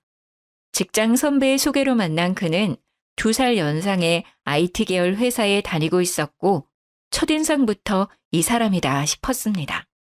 쌍꺼풀 없는 눈매에 시원시원하게 웃는 모습이 매력적이었던 그와는 첫 만남에서부터 호감이었고 다행히 그 역시 저와 같은 생각이었는지 저흰 만난 지 3일 만에 교제를 시작했습니다. 사는 곳도 멀지 않아 매일매일 만났고 한 달 만났을 때부터 결혼 얘기가 오가게 되었습니다. 저도 이 사람과 빨리 결혼하고 싶었지만 한편으로는 두려움이 컸습니다. 그 이유는 저희 집이 이혼 가정이기 때문이죠. 저희 엄마는 제가 20살 때 이혼을 했습니다. 제 어렸을 적 기억에 엄마 아빠는 하루가 멀다 하고 매일 다투셨고 서로 참고 살다가 제가 성인이 될 나이가 되자 이혼을 하셨어요. 그 이후로 저는 엄마와 지내고 있고 아빠와는 가끔 연락하며 지냅니다. 물론 남자친구가 너무 좋고 행복한 가정을 꾸리고 싶은 생각은 있지만 덜컥 겁이 나기도 했습니다. 그래서 이런 속사정을 다 털어놓았더니 그 사람은 저를 따뜻하게 꼭 안아주었어요. 제가 꿈꾸는 가정을 자기가 만들어주겠다며 자기를 믿어달라고 했습니다. 이런 사람이라면 내 남은 인생을 같이 해도 좋지 않을까 싶었죠. 그렇게 만난 지 3개월이 되었을 때 결혼 준비를 시작하기로 했습니다. 친구들은 너무 섣부르게 결혼을 준비하는 것 같다며 천천히 생각해보라고 했지만 이미 저는 행복한 결혼 생활을 할 생각에 아무것도 들리지 않았습니다. 짧은 연애였지만 그래도 이 사람은 내 사람일 거라는 확신을 했거든요. 그렇게 오빠네 어머님, 아버님을 뵙는 첫 식사 자리가 찾아왔습니다. 너무 떨리고 어색하기도 했지만 나름 화기애애한 분위기였어요. 어머님도 아버님도 환영해 주셨어요. 내 주변 친구들은 다 자식들 시집 장가 보내길래 너무 부러웠는데 이제 나도 드디어 아들 장가를 보내는구만. 이쁜 며느리가 생겨서 기분이 좋네요. 만나서 반가워요, 정말. 네, 어머님 앞으로 잘 부탁드려요. 처음이라 불편하겠지만 우리 천천히 지내줘 봐요. 이제 우리 가족이 될 사이니까. 네, 아버님. 서로 어색한 공기를 풀어가며 대화를 하던 도중 남자친구 어머니가 친정아빠의 결혼식 참여에 대해 물어보시더라고요. 아, 근데 결혼식 때 아버님이 참석하시나? 좀 그런가? 아니, 그래도 있는데 안 오시는 것도 아니지 않나? 돌아가신 것도 아니니까 참석하는 게 크게 문제가 될 것 같지는 않은데. 네, 알겠어요, 어머님. 제가 엄마와 이 부분에 대해서 얘기 한번 해볼게요. 남자친구 어머니의 갑작스러운 발언에 조금 당황하기는 했지만 그 부분도 생각은 안 할 수 없기에 고민에 빠졌습니다. 그날 집에 가는 차 안에서 많은 생각을 했습니다. 저는 아빠의 참석 여부에 대해 전혀 생각을 하지 않았었거든요. 사실 저희 아빠는 엄마와 이혼 후에 다른 분을 만나 재혼을 하셨어요. 남자친구도 아빠가 재혼을 했다는 건 알고 있습니다. 그리고 저희 엄마도 재혼을 하지 않으셨지만 오랫동안 만나는 분이 계세요. 재혼을 하신 아빠에게 와달라고 하기도 난처한 상황이었고, 그리고 또 엄마에게도 미안할 것 같았거든요. 딸의 행복한 결혼식을 온전히 즐기지 못하고 불편하게 하고 싶지 않았어요. 남자친구를 설득해서 신랑 신부 동시 입장하기로 결정을 한 다음 날 남친 어머님께서 전화가 왔습니다.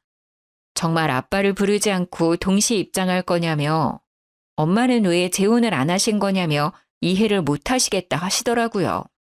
순간 기분이 확 상했지만 결혼식은 저와 남자친구 둘만 생각할 수 없는 행사라 그렇게 생각할 수도 있겠다 싶어서 넘어가기로 했습니다. 빠른 결혼 준비로 바쁜 나날들을 보내고 있던 중에 아빠한테 연락이 왔어요.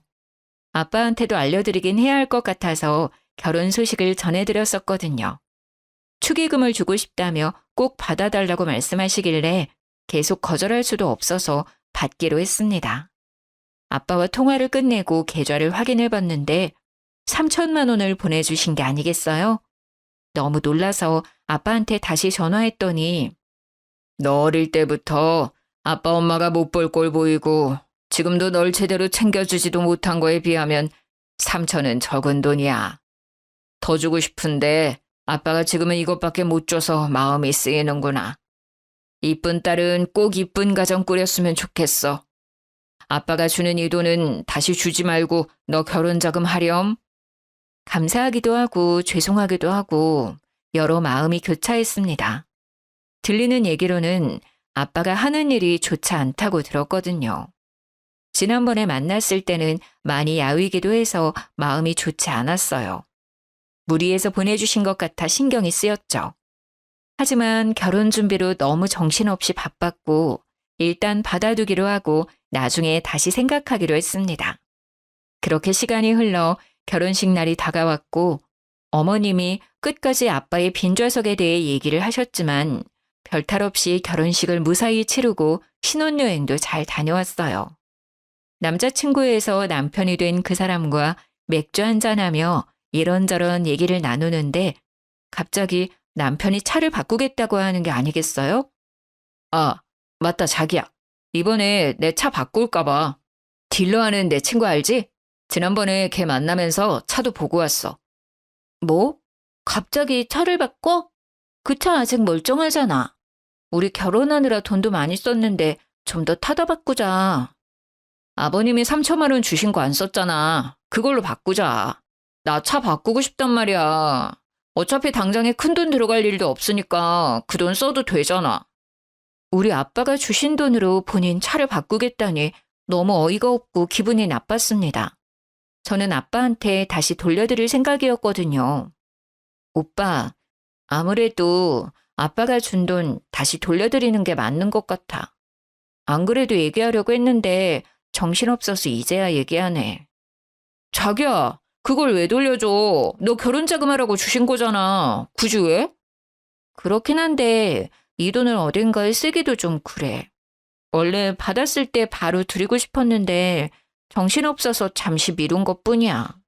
그리고 아빠 요즘 벌이도 좋지 않기도 하고 또 몸도 안 좋아 보여서 마음이 쓰여. 그건 아버님이 알아서 잘 아시겠지. 뭘 그런 것까지 신경을 써. 그런 것까지라니?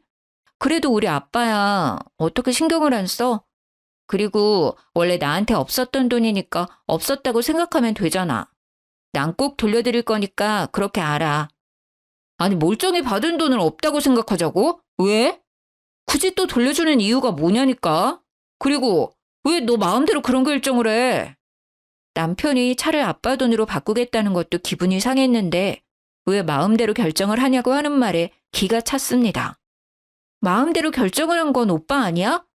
나한테 상의도 없이 차까지 보고 오는 게 어딨어. 나도 결혼해서 차 바꿨다고 사람들한테 자랑 좀 하자. 아빠한테 돈 받았다고 했던 순간부터 차를 바꿀 생각을 했었던 건가? 이 사람은 차를 바꾸고 싶어서 저랑 결혼한 건가 싶더라고요. 오빠, 내가 결혼 자금으로 돈을 덜 썼어?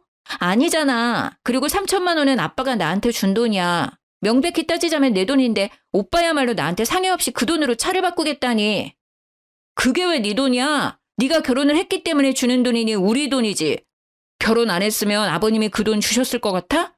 네가 나랑 결혼하니까 받을 수 있었던 거잖아. 내 말 틀려? 아빠가 나한테 준 돈이 우리 돈이라고 말도 안 되는 억지를 부리는 모습을 보니 하루빨리 아빠한테 돈을 돌려주는 게 맞다고 생각했어요. 나 몰래 그런 흑심을 품고 있었다고 생각하니 배신감까지 느껴졌습니다. 그리고 그 다음 날 어머님께서 점심 먹으러 오라고 했었던 날이라 응어리진 마음이 풀리지는 않았지만 시댁에 가기 위해 준비를 했습니다. 화장대에서 화장하는 제 옆에 서서 남편은 못마땅한 표정으로 말을 걸었어요. 나 차 계약할 거야. 이미 마음에 드는 차도 골랐단 말이야. 그러니까 3천만 원 다시 돌려드릴 생각하지 말고. 도대체가 멀쩡한 차를 왜 바꾸냐고. 그거 몇 년 안 탔잖아. 말이 되는 소리를 해 좀. 그리고 왜 아빠가 준 돈으로 차를 바꿔? 우리 잘 쓰라고 주신 돈이니까 내가 잘 쓰겠다고. 너도 새 차 타면 좋잖아. 어제 상했던 기분을 꾹꾹 누르고 시댁 갈 준비를 하고 있는데 아침부터 새 차 타령을 하니 화가 났습니다. 자기 마음대로 결정하고 통보를 한 것도 황당한데 말이죠. 아니, 나는 새 차 필요 없어. 그리고 나 오늘 아빠한테 돈 보낼 거야. 계약을 하든 말든 돈은 알아서 해. 야, 너 미쳤어? 대체 왜 그래? 뭐? 야? 지금 야라고 했어? 내가 보기엔 미친 건 오빠야. 납득이 안 되잖아요, 도저히. 그리고 굳이 지금 얘기를 꺼내야 해? 차를 바꾸는 게 그렇게 중요한 일이야? 나 아직 기분 안 풀렸어. 그래도 시댁 가겠다고 준비하는데 옆에서 또 왜 화를 돋우냐고. 그렇게 큰 소리가 오가고 저는 펑펑 울고 말았습니다. 도저히 이대로는 시댁에 갈 수가 없어서 남편한테 말했죠. 도대체 왜 그래 정말? 나 오늘 점심 먹으러 못 갈 것 같아. 이런 상태로는 절대 어른들 앞에서 웃는 얼굴로 못 서 있어. 나 지금 아프다고 얘기 전해줘. 죄송하다고 말해주고. 어차피 지금 이 상태로 가봤자 분위기만 망칠 것 같아. 그렇게 계속 흐르는 눈물을 닦고 있는데 남편은 위로는커녕 어딘가로 전화를 걸더라고요. 알고 보니 어머님께 전화를 했던 거였습니다. 엄마, 나야. 나 지금 출발해. 그리고 얘는 안 간대. 가기 싫대. 몰라. 끊어. 가서 얘기해. 그렇게 전화를 끊은 뒤 남편은 혼자 시댁에 갔습니다. 아니, 내가 못 가게 된 원인이 지 때문인데 밑도 끝도 없이 얘 안 간대 라고 전화를 한 남편놈. 심지어 바로 내 앞에서 보란듯이 전화하는 모습을 보니 절 엿먹이려 한 건가 싶더라고요. 그렇게 벙쪄서 거실에 앉아 있었는데 어머님이 전화가 왔어요. 너는 내가 또 이런 경우는 처음이네. 너 어른들이랑 약속에 그렇게 우습니? 시어머니가 만만해? 남편이랑 좀 싸웠다고 시댁을 안 와? 이게 말이 된다고 생각해? 진짜 나 때는 상상도 못할 일이야. 눈이 퉁퉁 붙더라도 와야지. 요즘 며느리들 되바라졌다더니 정말 기가 차서 원. 솔직히 너무 속상하고 화도 났지만 어머니 입장에서 생각해봤을 때 기분이 나쁘실 수 있는 상황이라 뭐라고 말을 드리기가 어렵더라고요. 어쨌건 제가 제 기분이 좋지 않아 안 간 건 사실이니까요. 그리고 아빠가 주신 돈을 왜 돌려준다는 거야?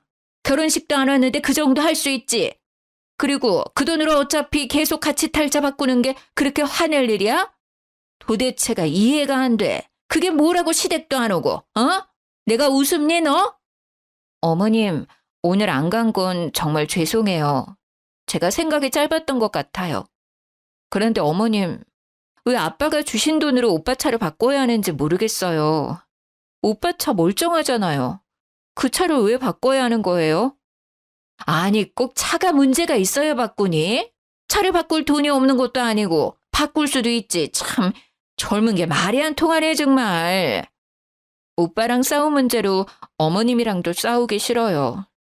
어머님은 오빠랑 똑같은 말을 계속 되풀이하시다가 결국 참지 못하셨는지 노발대발하시며 전화를 뚝 끊어버리시더라고요.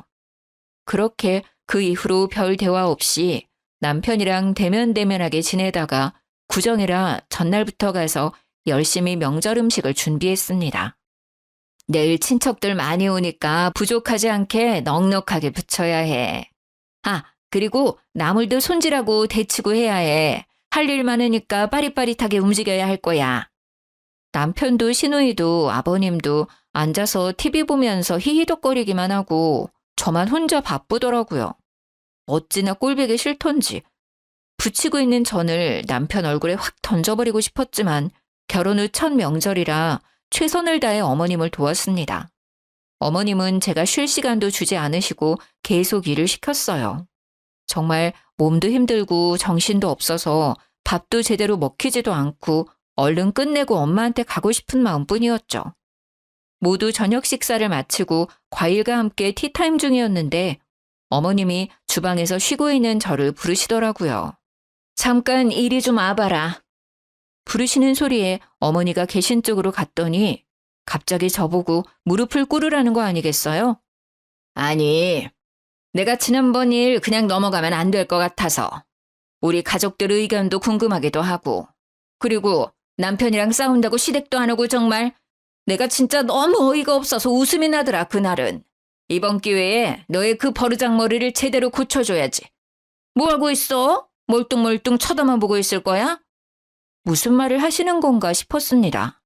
황당해서 그냥 멍하니 서 있는데 남편이 옆에서 거들며 저를 무릎 꿇려 앉히는 거 아니겠어요? 화를 내고 싶었지만 모두 다 시댁 식구들이고 제가 뭐라고 해봤자 손해일 것 같아서 가만히 있을 수밖에 없었습니다. 어찌나 비참한 마음이 들던지 뛰쳐나가고 싶은 심정이었어요. 너희가 결혼한 지 6개월이 되었어? 1년이 되었어? 결혼 초반부터 이게 뭐니? 벌써부터 삐그덕거리면 앞으로 어떻게 하려고 해? 너네 아직도 냉전 상태라며? 남편한테 좀 져줄 수도 있는 거지. 어쩜 너도 똑같이 그러고 있니? 아무리 생각해도 제가 잘못한 건 없는 것 같은데 이게 이렇게 모든 식구들 앞에서 혼나야 하는 일인가 이해가 안 되었어요.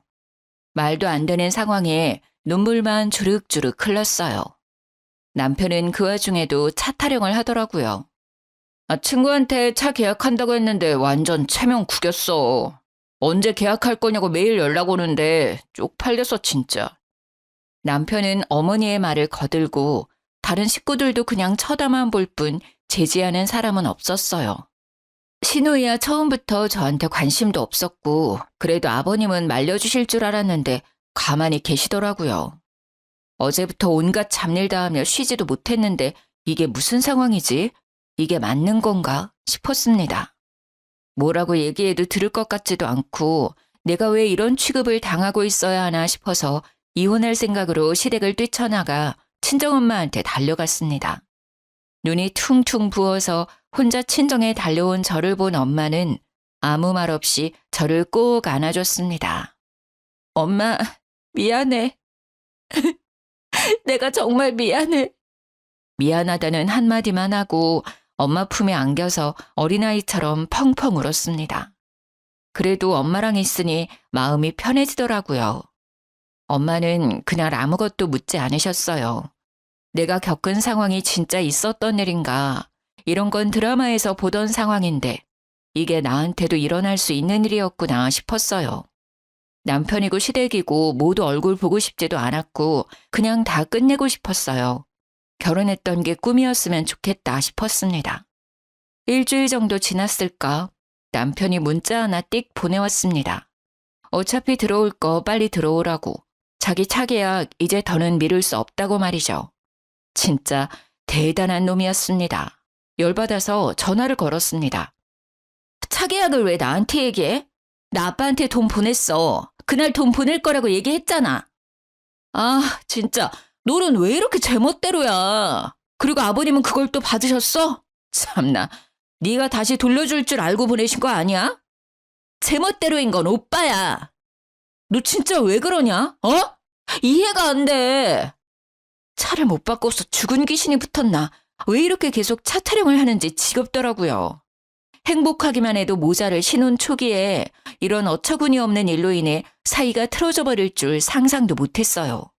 이미 깨질 대로 깨져버린 마음은 다시 붙이기 힘들 것 같았고 이 사람과는 그만 끝내는 게 좋겠다고 생각했습니다. 나 이제 오빠 차 타령하는 거 그만 듣고 싶어. 환청이 들릴 정도야. 이혼해. 어차피 혼인신고도 안 해서 번거로울 것도 없잖아? 네 남편 차 바꿔주는 게 그렇게 싫냐? 그리고 너네 엄마도 이혼하셔서 그런가 이혼이 쉽네? 결혼이 참 우습나 봐, 너네 집안은. 뭐라고 했어? 너네 엄마? 말 함부로 하지 마, 이 새끼야. 그러는 너는 너네 엄마 닮아서 성격이 그따위냐? 뭐? 새끼? 야, 너 진짜 내 옆에 있었으면 한 대 맞았어. 결혼 생활 이어지면 오빠한테 맞기도 했었겠네? 결혼하자마자 본성이 바로 나오네. 짐은 곧 정리할 거니까 그렇게 알고 있어. 전화 끊고 나서도 분이 풀리지 않았지만 그래도 결혼한 지 얼마 안 되어서 혼인신고도 하지 않았을 때 남편의 실체를 알게 되어 다행이라고 생각했습니다. 그날 저녁 엄마랑 밥을 먹고 있는데 엄마 핸드폰으로 전화가 오더라고요. 시어머니였습니다. 저는 엄마한테 받지 말라고 했지만 엄마는 뭐라고 하는지 들어야겠다며 전화를 받았습니다. 결혼한 딸 계속 품고 계실 건가요? 살다 보면 이런저런 일로 다투기도 하는 거지. 애를 잘 타일러서 보내셔도 모자를 파네. 이혼이라뇨. 이혼이 애들 장난도 아니고. 사부인 말대로 살다 보면 이런저런 일로 다툴 수 있죠. 그런데 김서방과 사부인이 제 딸에게 한 말과 행동이 이런저런 일인가요? 저는 그런 일은 막장 드라마에서만 나오는 줄 알았네요. 말 되게 이상하게 하신다. 저희가 못할 짓 했나요? 정말 황당하네요. 저도 제 딸이 이혼하기를 바라지 않았어요. 어느 부모가 자식이 이혼하길 바래요? 결혼해서 행복하게 잘 살아줬으면 하는 게 부모 마음 아닌가요?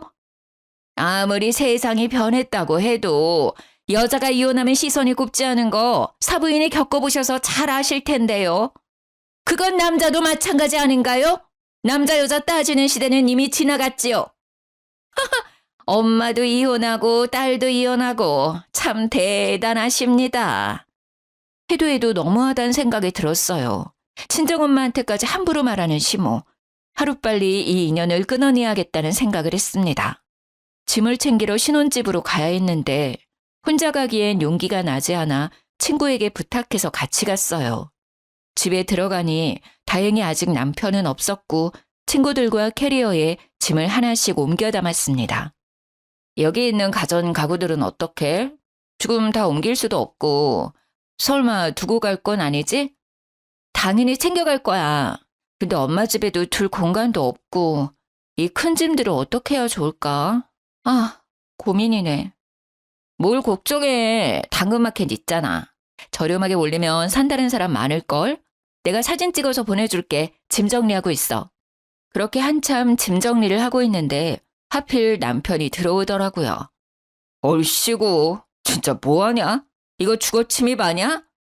집에 들어오자마자 어이가 없다는 듯 말하는 그 사람의 말은 무시하고 마저 짐을 챙겼습니다.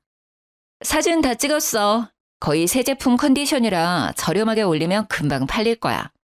친구가 찍은 사진들 보며 얼마에 올릴까 고민하며 얘기하고 있었는데 남편이 끼어들더라고요. 잠시만, 당근마켓에 뭘 올려? 여기 있는 가전 가구들 다 내가 산 거잖아. 가져가기엔 짐이 많아서 당근마켓에 싸게 올려서 팔려고. 두고 갈 순 없잖아? 오빠 좋은 일 시키는 건데? 하, 진짜 웃기는 짬뽕이네. 그렇게 따진다고 치면 너 여기에서 지낸 비용 줘야지. 아, 그 생각을 못했네? 줄게. 확실하게 해야지. 요즘 평균 호텔 1박 비용이 얼만지 확인해서 보내. 야, 그냥 당근에 올리지 말고 그냥 둬. 내가 그 금액에 사면 될 거 아니야. 어차피 나도 다시 사야 하는데. 그럴래 그럼? 안 그래도 하나하나 거래하기 귀찮았는데 잘 됐다. 옮기지 않아도 되고. 금액 정리해서 보낼 테니까 바로 돈 입금시켜. 본인이 사겠다고 하길래 잘 되었다 싶어서 그러라고 했어요. 마저 남은 짐을 싸고 있는데 옆에서 궁시렁궁시렁 뭐라고 하더라고요. 듣는 채도 안 하고 짐 챙겨서 나왔습니다. 친구들도 끝까지 징글징글하다며 혀를 찼죠. 그렇게 아무 일도 없었던 것처럼 일상으로 돌아갔어요. 마침 회사도 바쁜 시기라 정신없이 보냈습니다. 그렇게 한 달 정도 지났는데 남편한테 아무 연락도 없더라고요. 계좌를 봐도 입금된 내역은 없었어요. 이거 가만두면 입 싹 닫고 절대 돈을 안 보낼 것 같더라고요. 그래서 당근마켓에 정말 싸게 올렸습니다. 그랬더니 구매하겠다는 사람들에게 연락이 엄청 왔습니다. 구매하겠다는 분들 중 한꺼번에 구입하고 싶은 사람이 계셔서 그분과 거래를 하기로 했습니다. 날짜를 조율해 구매자를 만나서 무사히 거래를 완료했어요. 정말 운이 좋게도 그 자식이 집에 없을 시간이라 별 문제 없이 진행되었습니다. 하나하나씩 집이 비워질 때마다 웃음이 나서 참느라 혼났습니다. 돌아왔을 때 텅 빈 집을 보고 황당해할 그 얼굴을 보지 못해서 아쉬웠어요. 그날 거래를 마치고 기분 좋게 친구들이랑 한잔하려고 만났습니다. 술도 너무 달달하고 기분도 최고로 좋았죠. 친구들이랑 그놈을 안주 삼아 신나게 술을 마시고 있는데 그 자식한테 전화가 오더라고요. 너 뭐 하는 짓이야 진짜? 뭐가? 너 설마 집에 있는 물건들 다 팔았냐? 지가 사겠다고 하더니 한 달이 지나도 감감무소식이길래 계속 가만히 있다가는 돈 못 받을 것 같아서 팔았어. 그러길래 돈 빨리 보내줬어야지. 너는 나한테 돈을 받고 싶냐? 그동안 만났던 정도 없어? 진짜 대단하다. 그걸 또 팔았어? 와, 우리 사이? 도대체 무슨 사이죠? 그리고 당연히 받아야 할 돈 달라는데 그게 무슨 문제지? 게다가 엄청 싸게 가격도 해드렸는데 그쪽이 안 주셨잖아요. 심지어 한 달 동안 무단으로 사용까지 하고. 진짜 너무하다 생각 안 드냐? 너무한 건 오빠랑 오빠네 가족이지. 나 지금 너무 기분 좋게 친구들이랑 술 한잔 중이거든? 그럼 할 말 다 한 것 같으니 기분 망치게 하지 말고 끊어. 전화를 끊고 친구들이랑 재미있는 시간을 보냈습니다. 그날은 참 즐거웠는데 말이죠. 서류도 처리할 것도 없어서 깔끔하고 이제 나는 자유가 되었는데 그 뒤에 휘몰아쳐 오는 여러 감정들이 견디기 힘들었습니다. 엄마한테도 너무 죄송스럽고 내 자신도 원망스러웠습니다. 남자 보는 눈이 생겼다고 자부했던 지난 날들이 너무 부끄러웠습니다. 엄마한테 티 안 낸다고 노력했다고 생각했는데 저의 그 우울한 감정들을 눈치채셨는지 매일매일 저를 위로해 주셨습니다. 엄마가 아저씨한테도 말했는지 아저씨도 저희 집에 자주 오셔서 예쁜 꽃다발을 선물해 주시거나 맛있는 식당에 가서 음식을 포장해 오실 때도 있었고 인기 있는 뮤지컬 공연에도 데려가 주셨습니다. 정말 감사하게도 저를 웃게 해주시려고 노력하셨어요. 엄마와 아저씨 덕분에 힘든 감정도 이겨낼 수 있었습니다. 그 자식도 나처럼 힘들었으면 좋겠는데 나만 힘든 것 같아서 억울했습니다. 엄마와 아저씨랑 셋이 맥주 한잔하며 이런저런 얘기 도중 아저씨 아드님도 만나고 있는 여자친구가 있는데 슬슬 결혼 얘기가 오가고 있어 곧 상견례를 앞두고 있다고 하셨습니다. 나도 이혼해서 아들 혼자 키우는데 우리 아들도 처가에 무시당할까 봐 걱정되네. 혼자 키웠지만 남부럽지 않게 잘 키웠는데.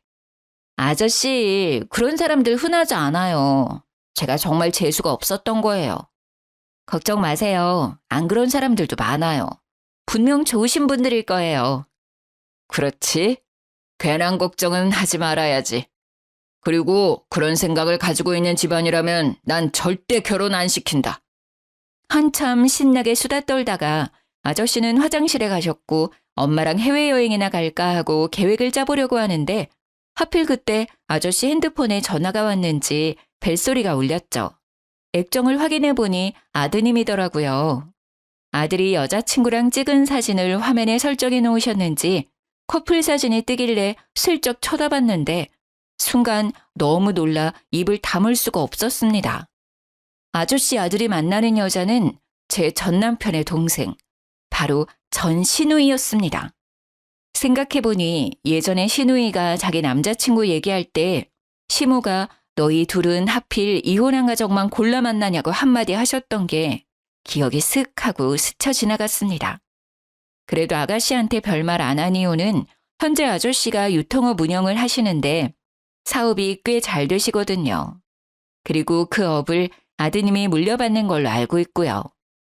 그래서 전 시모가 엄청 좋아하셨어요. 자기 딸 사모님 되는 거냐며 입이 귀에 걸리셨던 게 기억났습니다. 저는 순간 기회다 싶었어요. 그날은 아저씨한테는 일단 말씀드리지 않고 넘어갔어요. 집에 와서 엄마한테 얘기를 했더니 엄마도 몰랐었다고 하시더라고요. 아저씨한테 어떻게 얘기를 드릴까 하던 찰나에 아주 좋은 생각이 떠올랐습니다. 아저씨 아드님 상견례 날이 다가왔고 장소와 시간을 알고 있던 저는 식당 근처에서 기다렸어요. 식사 시간이 끝났는지 아저씨와 아드님 그리고 전 시댁 식구들이 식당 밖으로 나왔습니다. 저는 곧장 아저씨한테 달려갔죠. 아저씨! 아이고 우리 영주 우연히 만나니 더 반갑네. 친구들 만나러 가는 중이니? 아저씨는 저를 반갑게 맞이하셨고 전 시댁 식구들은 마치 귀신이라도 본 사람들처럼 입을 떡 벌리고 저를 쳐다봤습니다.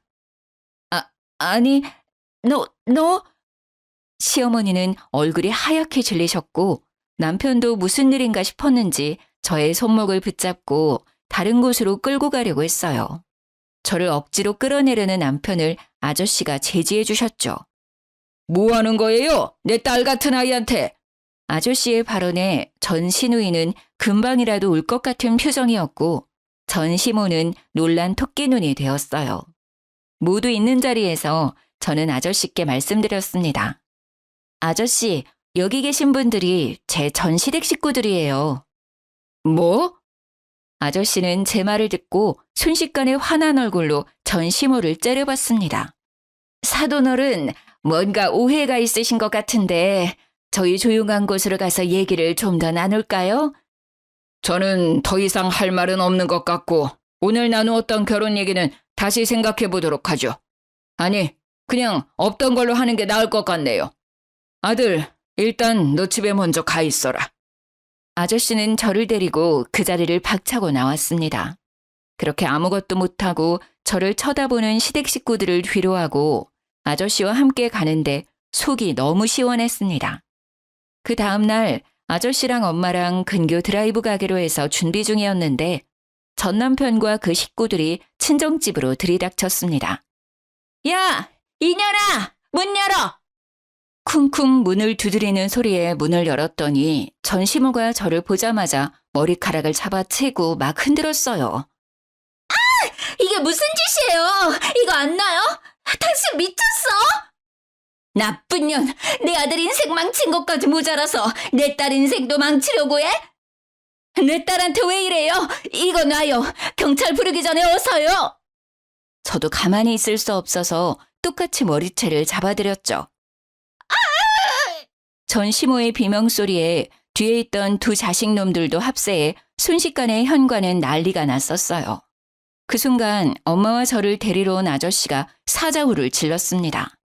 도대체가 뭐 하는 거예요? 아저씨는 엉망진창이 된 엄마와 저를 살피고 나서 무서운 얼굴로 시어머니와 시누이를 쳐다봤습니다. 정말로 대단한 사람들이네. 아버님, 오해예요. 시누이는 울면서 아저씨께 매달렸어요. 아저씨는 단호하게 선을 그어 얘기했습니다. 대체 어떤 게 오해라는 거지? 그리고 누가 아버님이야?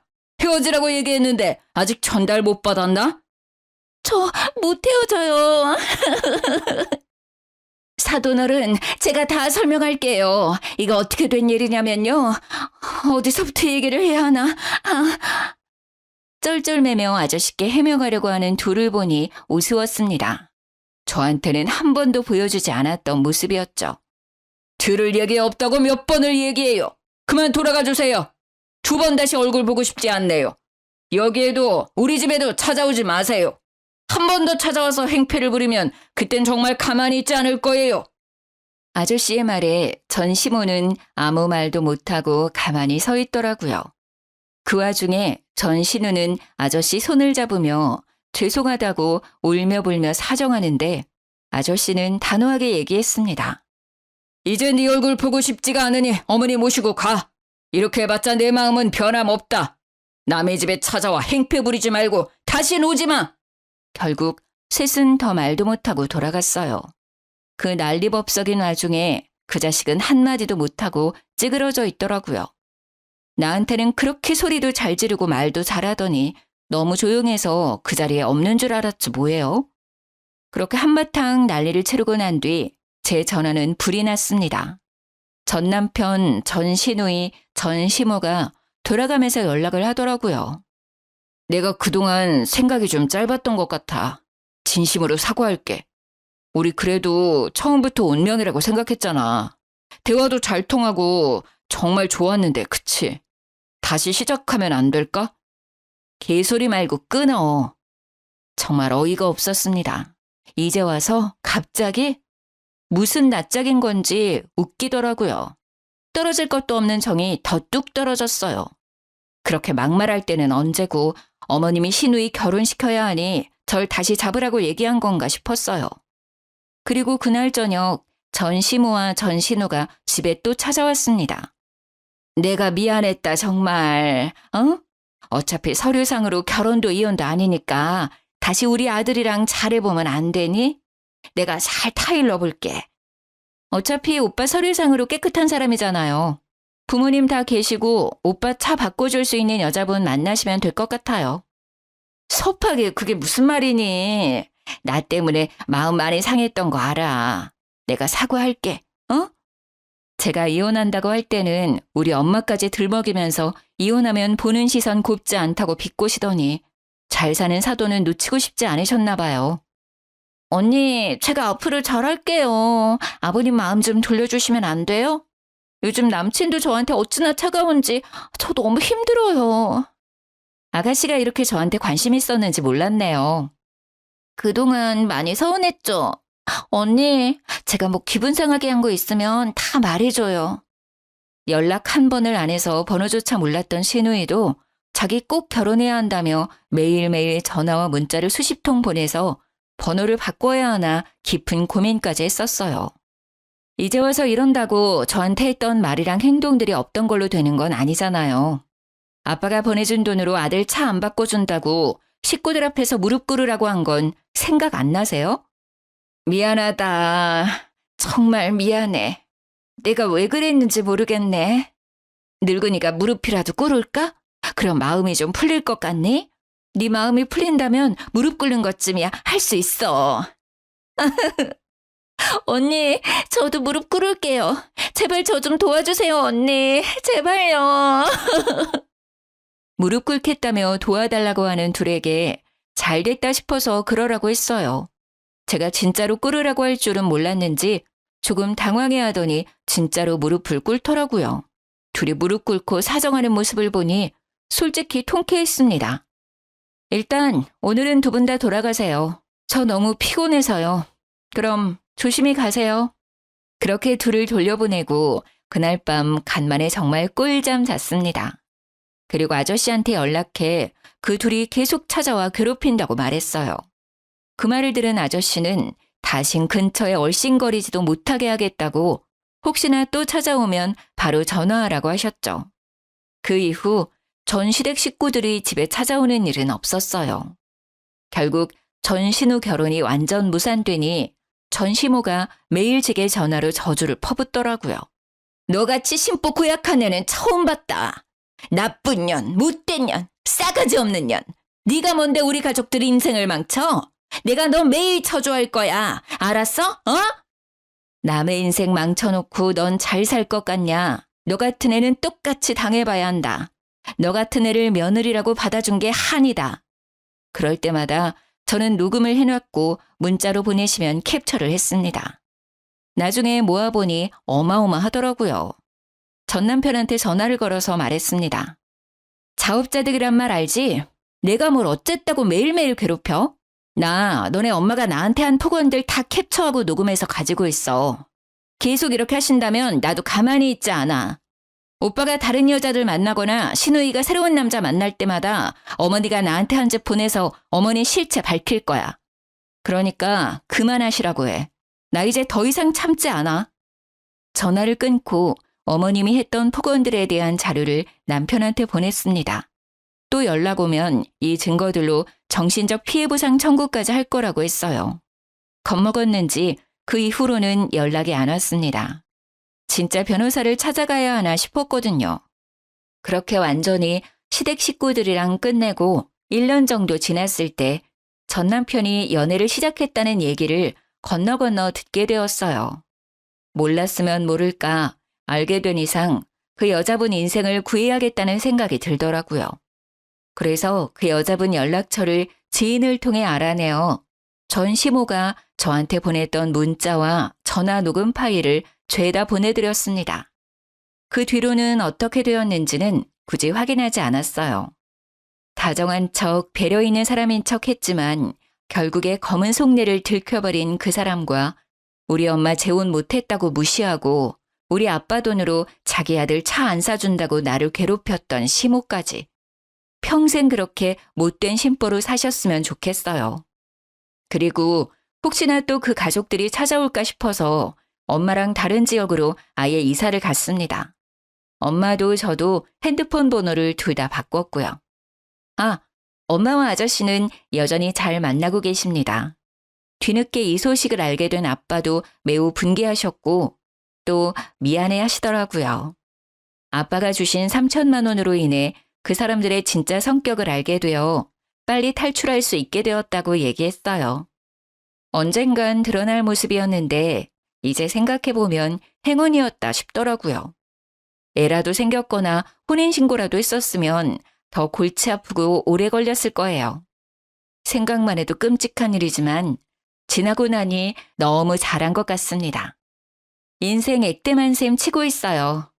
이젠 저한테 어떠한 고난과 역경이 오더라도 이 정도쯤이야 하고 지나갈 수 있겠죠? 뭔가 단단해지고 이제 정말 어른이 된 느낌이에요. 저는 요즘 20대 때 연애하느라고 못 갔던 해외여행을 다니고 있어요. 그리고 회사에서 승진도 해서 연봉도 올랐습니다. 내년에는 장기 근속 보상으로 리프레시 휴가가 있어서 유럽 쪽으로 길게 여행을 다녀올 계획입니다. 여행 가서 뭘 할까 일정 짜는 게 꽤 재밌더라고요. 이 좋은 걸 연애하느라 왜 못했었는지 몰라요. 그래도 이제라도 여행의 재미를 알게 되어 다행이라고 생각합니다.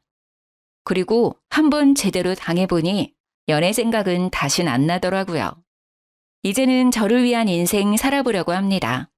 물론 좋은 사람이 생긴다면 더욱 좋겠지만 이대로도 좋은 것 같아요. 너무 긴 사연인데 재미있게 들어주셨을까요? 같이 분노해 주시고 같이 속 시원해 하셨으면 합니다. 감사합니다. 늘 행복하시고 건강하세요.